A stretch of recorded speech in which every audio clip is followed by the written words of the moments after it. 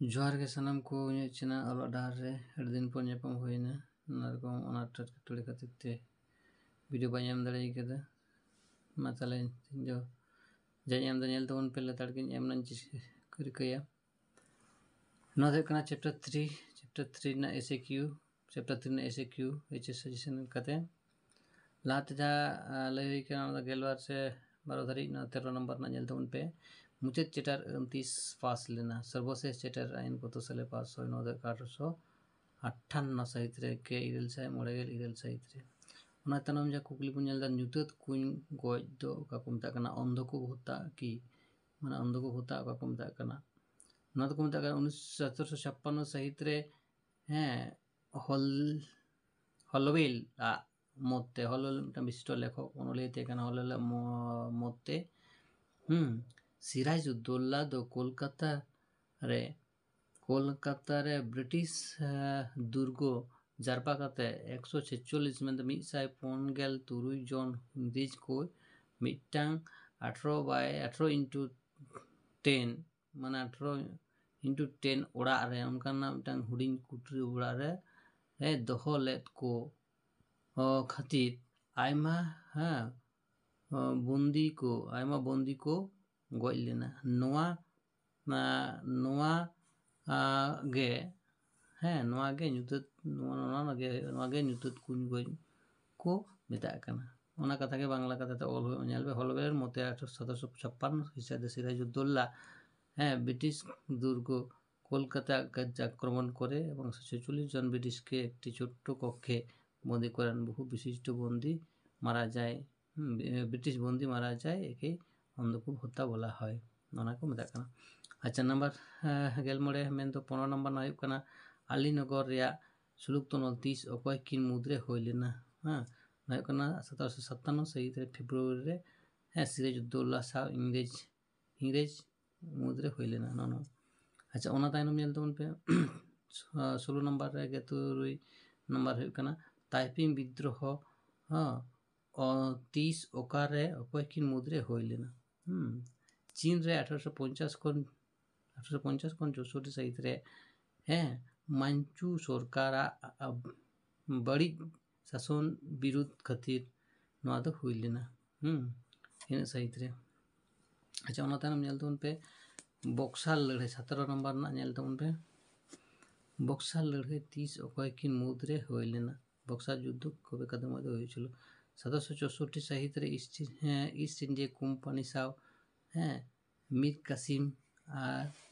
कासिम साव अयोध्या रेन राजा सुजाउद्दौला और दिल्ली रेन शासनीय दोसार शाह आलम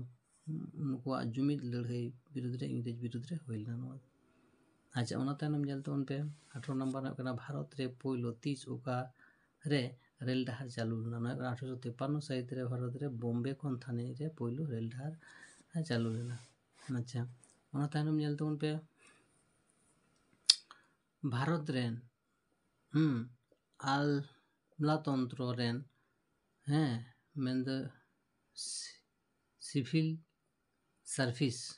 जनाम दादा तो कोई कना लॉर्ड कॉर्नवालिस के तहे कना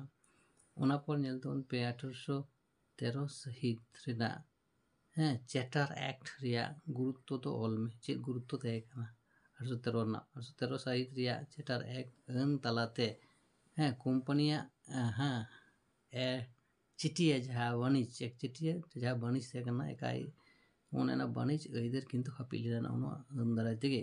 ओनाते नोना गुरुत्व तो अडी के तहे कना ओना तायनम ñel तो उन पे 21 ना मेन बागे मी नंबर ना ओंडे ñel तो उन पे अकय 30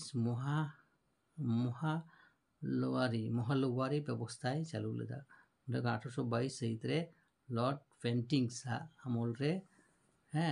हॉल्ट मैकेंजी चालू लेदा नवा दो अच्छा ओना तायनम ñel तो उन पे 22 नंबर ना अकय 30 ओकारे भाईचारी व्यवस्था चालू लेदा 1824 सहित रे पंजाब रे एल्फिनस्टोन्स और हॉल्ट मैकेंजिया कुरुमुटु ते ना किंतु चालू लेना अच्छा ओना तायनम 23 नंबर ñel तो उन पे भारत रेन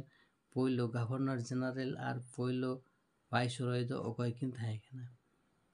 पोइलो ᱛᱟᱦᱮᱸ ᱠᱟᱱᱟ ᱱᱚᱣᱟ ᱫᱚ ᱦᱩᱭᱩᱜ ᱠᱟᱱᱟ ᱟᱵᱚᱣᱟᱜ ᱨᱟᱡᱟ ᱜᱳᱯᱟᱞᱟᱪᱟᱨী, ᱦᱮᱸ,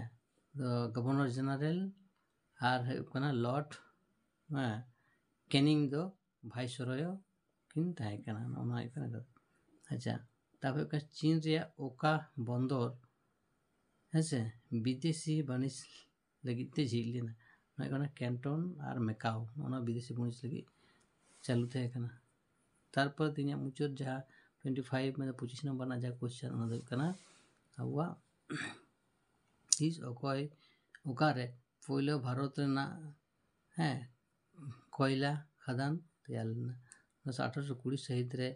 ᱵᱤᱦᱟᱨ ᱯᱚᱱᱚᱛ, ᱦᱮᱸ, ᱟᱣᱛᱟ ᱨᱮ ᱛᱟᱦᱮᱸ ᱠᱟᱱ ᱨᱟᱱᱤᱜᱚᱧᱡᱽ ᱨᱮ, ᱵᱤᱦᱟᱨ ᱯᱚᱱᱚᱛ ᱟᱣᱛᱟ ᱨᱮ ᱛᱟᱦᱮᱸ ᱠᱟᱱ ᱨᱟᱱᱤᱜᱚᱧᱡᱽ। ᱢᱟ ᱮᱱᱠᱷᱟᱱ ᱛᱮᱦᱮᱧᱟᱜ ᱵᱷᱤᱰᱤᱭᱳ ᱫᱚ ᱱᱚᱸᱰᱮ ᱜᱮ ᱢᱩᱪᱟᱹᱫ। ᱡᱚᱦᱟᱨ।